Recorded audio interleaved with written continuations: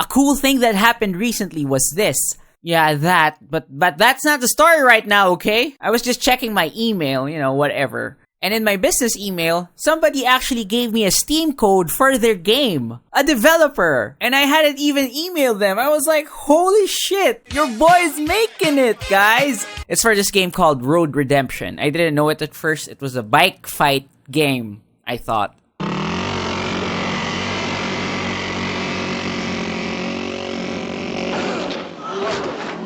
So I gave it a shot, and here's what I thought about it. Born to be wild.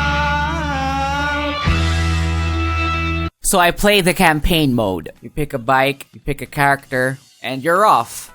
And the story is pretty simple. You have to chase this guy that killed some people, and there's a bounty on his head. So you want his bounty, and other guys want him. And it wasn't doing so hot in the first few times I played. So I thought I should restart the campaign. I should restart the mission. And I couldn't. The only time you can restart a campaign is when you die. Or you decide to quit. Thanks for encouraging me, game. After you killed me for so many fucking times. And then I realized something about the game.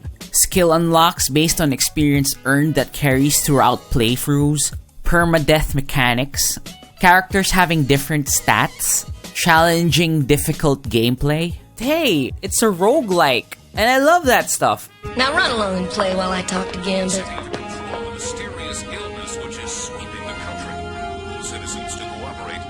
Roguelikes, for those guys who don't know, are these dungeon crawling games. They started with rogue. That's why they're called roguelike. And each game that is called a roguelike has similar features to that game. Permanent death, which means that if you die, you start at the beginning.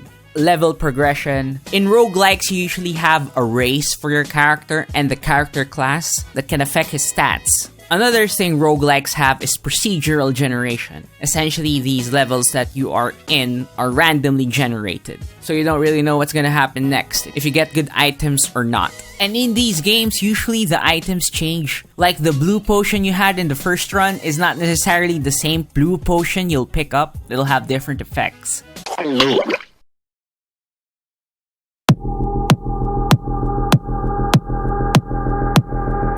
And there's this genre called roguelite, which spun off from roguelike. It's more forgiving, but that doesn't mean it's not difficult. And Road Redemption falls into this roguelite category. You still got permadeath. There are character progressions via the skill tree, which is permanent, and by buying stuff, which is for the current run. You complete missions in the game. They're variants of defeat a certain number of enemies that have their markers on, or assassination missions, or finish third, or just survive, make it to the checkpoint, or you should beat the timer. Maybe there are other variants as you go along. There are free zones.